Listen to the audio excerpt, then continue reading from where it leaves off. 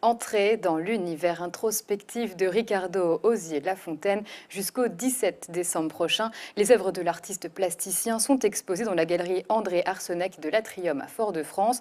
À travers des tableaux en noir et blanc, l'artiste nous fait découvrir ces drôles de bêtes qu'il appelle ses zigidis. Cette nouvelle exposition s'intitule Topographie de l'en-dedans. Louise Sabas s'est plongée dans ce monde intérieur. Les zigidis emplissent, animent et découpent la toile telle de la dentelle. Ils sont ce que l'artiste a de plus profond en lui. Une photographie intérieure en quelque sorte, qui expose en une série de toiles et dessins sous verre en noir et blanc la volonté qu'a le plasticien de se libérer de ses influences. Après pratiquement 20 ans de pratique, je pense avoir été trop influencé par trop de choses.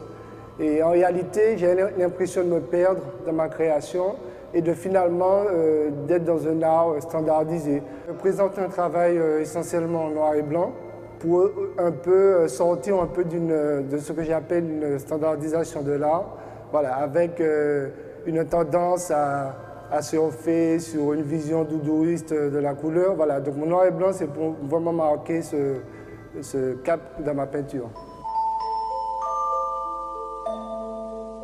L'artiste veut revenir à des choses profondes.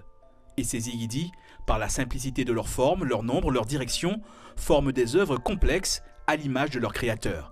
Car s'il veut s'affranchir de ses influences, Ricardo Osier-Lafontaine marque son attachement à l'universalité à travers ces petits points rouges, couleur discrète sur ses toiles. C'est le dernier élément qui est, on va dire, imprimé sur la toile, imprimé graphiquement sur la toile. J'ai voulu titiller un peu un regard qui se départit de toutes sortes d'influences. Donc j'ai voulu, par l'intermédiaire du point rouge, toucher un peu l'universalité. Parce que je veux aussi que ma peinture soit universelle. Certes, elle sera toujours caribéenne, elle sera toujours martiniquaise, mais on est aussi un petit pays par la taille, un grand peuple par la pensée, mais aussi on fait partie du monde.